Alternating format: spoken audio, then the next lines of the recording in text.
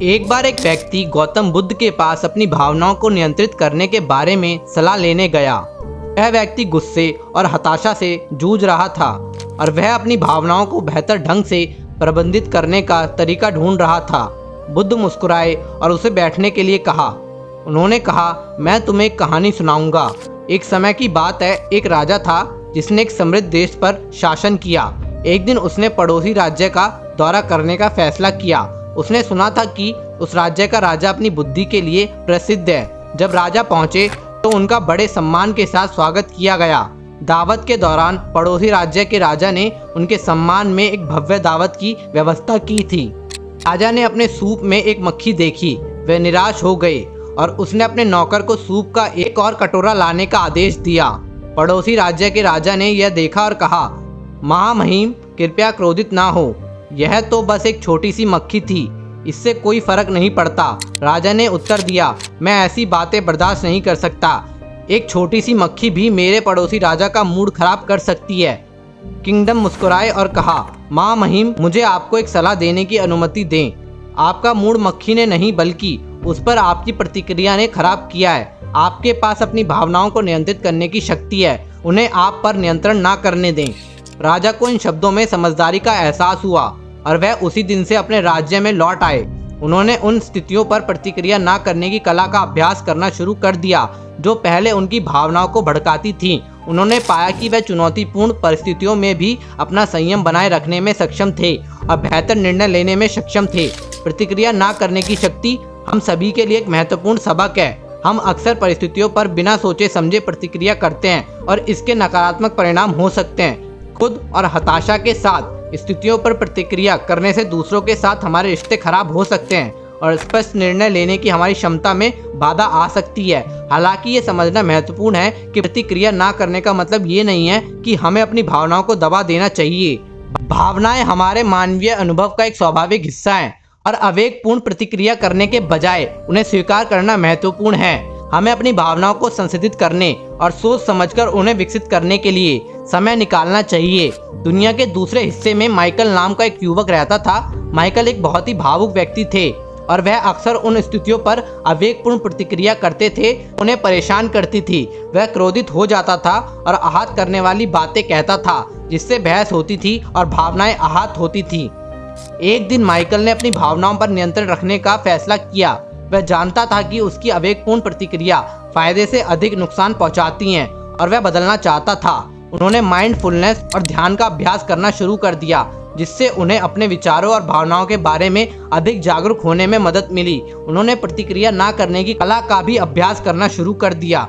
जब भी वह खुद को ऐसी स्थिति में पाता है जो सामान्य तौर पर उसकी भावनाओं को भड़का देती थी, वह एक कदम पीछे हटता और कुछ गहरी सांसें लेता। फिर वह कॉर्नियल स्थिति का आंकलन करेगा और पहले सोच समझकर जवाब देगा। माइकल के लिए अपनी भावनाओं पर काबू पाना मुश्किल हो गया था। वह अब भी क्रोधित और निराश हो जाएगा, लेकिन वह एक कदम पीछे हट जाएगा और आवेश में प्रतिक्रिया नहीं करेगा, क्योंकि वह अभ्यास जारी रखेगा। उन्होंने पाया कि इसे नियंत्रित करना आसान हो गया है। माइकल ने अपनी भावनाओं पर यह भी गौर किया कि दूसरों के साथ उसके संबंधों में सुधार हुआ। वह अब बहस में नहीं पड़ रहा था और न ही लोगों की भावनाओं को ठेस पहुंचा रहा था। वह शांतिपूर्वक और विचारपूर्वक संवाद करने में सक्षम था, जिससे उन्हें मजबूत रिश्ते बनाने में मदद मिली। एक दिन माइकल का दोस्त सलाह के लिए उसके पास आया। उसका दोस्त कठिन समय से गुजर रहा था। वह बहुत परेशान महसूस कर रहा था। माइकल ने अपने दोस्त की समस्याओं को सुना और सांत्वना और समर्थन के शब्द पेश किए। उसके मित्र ने उसे धन्यवाद दिया और कहा, तुम्हें हमेशा पता होता है कि क्या कहना है, तुम कभी क्रोधित या परेशान नहीं होते। माइकल ने मुस्कुराते हुए जवाब दिया, ऐसा नहीं है कि मैं कभी गुस्सा या परेशान नहीं होता। बात बस इतनी है कि मैंने अपनी भावनाओं पर नियंत्रण रखना सीख लिया है और उन्हें खुद पर नियंत्रण नहीं करने दिया है। यह एक शक्तिशाली उपकरण है जिसने मुझे अपने रिश्तों और समग्र कल्याण को बेहतर बनाने में मदद की है। माइकल का दोस्त प्रभावित हुआ और उसने उससे पूछा कि उसने अपनी भावनाओं को नियंत्रित करना कैसे सीखा। माइकल ने सचेतनता और प्रतिक्रिया ना करने की शक्ति के बारे में अपना अनुभव साझा किया। उन्होंने अपने दोस्त को इसे स्वयं आजमाने के लिए प्रोत्साहित किया और उनका दोस्त समय के साथ सलाह के लिए आभारी था। माइकल अपने शांत और विचारशील व्यवहार के लिए जाने गए। वह कठिन परिस्थितियों को आसानी से संभालने में सक्षम थे और लोग उनकी ताकत और लचीलेपन के लिए उनकी प्रशंसा करते थे। उन्होंने सचेतनता का अभ्यास जारी रखा और प्रतिक्रिया ना करने की कला, और उसने पाया कि इससे उसे आंतरिक शांति और खुशी का एहसास हुआ। प्रतिक्रिया ना करने की शक्ति एक मूल्यवान सबक है जिसे हम सब सीख सकते हैं। इसके लिए अभ्यास और धैर्य की आवश्यकता होती है, लेकिन अपनी भावनाओं को नियंत्रित करने से मिलने वाले पुरस्कार सार्थक होते हैं। हम अपने रिश्तों को बेहतर बना सकते हैं, बेहतर निर्णय ले सकते हैं और अधिक संतुष्टिपूर्ण जीवन जी सकते हैं। राजा और माइकल की कहानी का नैतिक हमें सिखाता है कि हमारे पास अपनी भावनाओं को नियंत्रित करने की शक्ति है। हमारे साथ जो होता है उसे हम नियंत्रित नहीं कर सकते, लेकिन हम प्रतिक्रिया ना करने की कला, सचेतनता का अभ्यास करके इसे नियंत्रित कर सकते हैं कि हम इस पर कैसे प्रतिक्रिया करें। हम अपनी भावनाओं पर नियंत्रण रखना और सोच समझकर प्रतिक्रिया देना सीख सकते हैं। यह एक शक्तिशाली उपकरण है जो हमारे रिश्तों, हमारी भलाई और हमारे जीवन की समग्र गुणवत्ता को बेहतर बनाने में हमारी मदद कर सकता है। तो आइए हम इस शक्तिशाली कौशल का अभ्यास करने और उसे विकसित करने के लिए समय निकालें और इसे अपने जीवन को बेहतर बना दें। गुस्सा कभी गायब नहीं होगा जब तक कि मन में आक्रोश के विचार संजो रहेंगे। जैसे ही आक्रोश के विचार भूल जाएंगे, क्रोध गायब हो जाएगा। वह जो पीछे रहता है, एक घूमता हुआ रथ की तरह बढ़ता गुस्सा मेरी पुकार सुने। एक वास्तविक चालक अन्य लोग हैं, लेकिन लगाम थमे हुए हैं। क्रोध को पाले रखना जहर पीने और दूसरे व्यक्ति के मारने की उम्मीद करने जैसा है। जो स्वयं पर विजय प्राप्त कर लेता है वह युद्ध के मैदान में 1000 गुना विजय प्राप्त करने वाले दूसरे व्यक्ति से महान होता है। अपनी प्रतिक्रियाओं से प्रेरित ना हो, अपने कार्यों से प्रेरित हों। शांति भीतर से आती है, बिना विवाद के इसकी तलाश ना करें। जैसे ही हमें गुस्सा आता है, हम पहले ही सत्य के लिए प्रयास करना बंद कर देते हैं और अपने लिए प्रयास करना शुरू कर देते हैं। मन ही सब कुछ है। आपको क्या लगता है आप क्या बनेंगे? तुम्हें तुम्हारे क्रोध के लिए दंड नहीं दिया जाएगा, तुम्हें अपने क्रोध से दंड मिलेगा। दुख की जड़ मोह है। अगर आप दूसरों को प्रसन्न रखना चाहते हैं तो दया भाव दिखाइए। यदि आप खुश रहना चाहते हैं तो करुणा को अपनाएं। लेट गो हमें आज़ादी देता है और आज़ादी ही खुशी की एकमात्र शर्त है। अगर हमारे दिल में हम अभी भी किसी भी चीज, क्रोध, चिंता या संपत्ति से चिपके हुए हैं, हम इससे बेहतर आज़ाद नहीं हो सकते। हजारों खोखले शब्द एक ऐसे शब्द है जो शांति लाता है। हम जो कुछ भी हैं वह हमने जो सोचा है उसका परिणाम है। जवाब दो, प्रतिक्रिया मत करो। कारण सहित उत्तर दें। भावना नहीं, अंत में केवल 3 चीजें मायने रखती है। तुमने कितना प्यार किया, आप कितने सहजता से रहते थे और आपने कितने शालीनता से उन चीजों को जाने दिया जो आपके लिए नहीं थी। जो जीवन की एकता का अनुभव करता है वह सभी प्राणियों में अपने आप को और सभी प्राणियों को अपने आप में देखता है और हर चीज को निष्पक्ष दृष्टि से देखता है। साझा करने से खुशी कभी भी कम नहीं होती है। हम अपने विचारों से आकार लेते हैं। जैसा हम सोचते हैं वैसे हो जाते हैं। अतीत में मत रहो, भविष्य के सपने मत देखो। मन को वर्तमान में क्षण पर केंद्रित करें।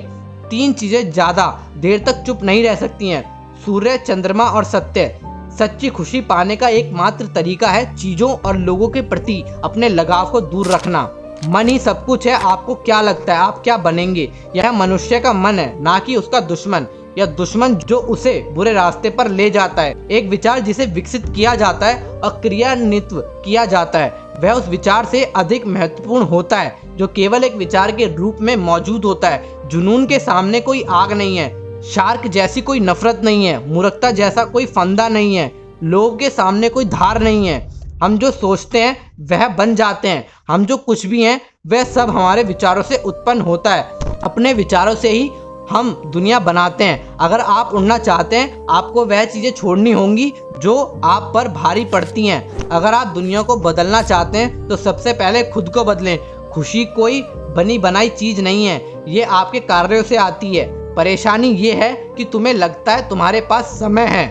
मन पानी की तरह है, जब ये अशांत होता है तो इसे देखना मुश्किल होता है, जब ये शांत होता है तो सब कुछ स्पष्ट हो जाता है। स्वर तेज चाकू जैसा है, खून निकले बिना पहाड़ियाँ।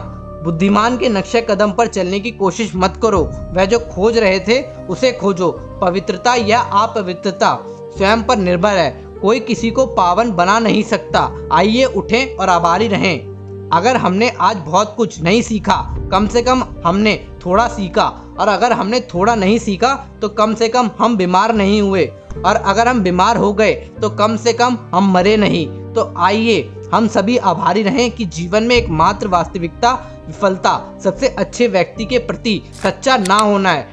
पास तो पहले ही जा चुका है, भविष्य अभी यहाँ नहीं है। आपके पास जीने के लिए केवल एक ही क्षण है। निष्क्रिय रहना मृत्यु का एक छोटा रास्ता है और मेहनती होना जीवन का एक तरीका है। मूर्ख लोग निष्क्रिय होते हैं, बुद्धिमान लोग मेहनती होते हैं। नफरत से नफरत खत्म नहीं होती, लेकिन सिर्फ प्यार से होती है। यह स्वास्थ्य नियम है। साधु अपनी सोच विचार कर जो कुछ भी करता रहता है वह उसकी चेतना की प्रवृत्ति बन जाती है। अतीत में मत रहो, भविष्य के सपने मत देखो, मन को वर्तमान क्षण पर केंद्रित करें। मन ही सब कुछ है। आप जो चाहते हैं वह आप बन जाते हैं। अपने अलावा किसी और में सदी की तलाश ना करें। महान कार्य करने का एकमात्र तरीका ये है कि आप जो भी करते हैं उससे प्यार करें। यदि आपको यह अभी तक नहीं मिला है, देखते रहो। दिल के सभी मामलों की तरह समझौता ना करें। जब आप इसे पा लेंगे तो आपको पता चल जाएगा जीवन में सबसे बड़ी महिमा झूठ है, उनके गिरने में नहीं, लेकिन उठने में। हर बार जब हम गिरते हैं तो कोई और नहीं बल्कि हम खुद हमें बचाते हैं। कोई नहीं कर सकता और कोई भी हमें स्वयं विदेश की राह पर नहीं चलना पड़ेगा। आपको ये कहानी कैसी लगी प्लीज़ कमेंट में ज़रूर बताएं, और ऐसी और कहानियों को देखने के लिए हमारे चैनल को सब्सक्राइब करें, वीडियो को लाइक करें और बेल आइकन को प्रेस जरूर करें ताकि आपको आने वाली वीडियोस के नोटिफिकेशन तुरंत मिल जाएं। मिलते हैं नेक्स्ट वीडियो में।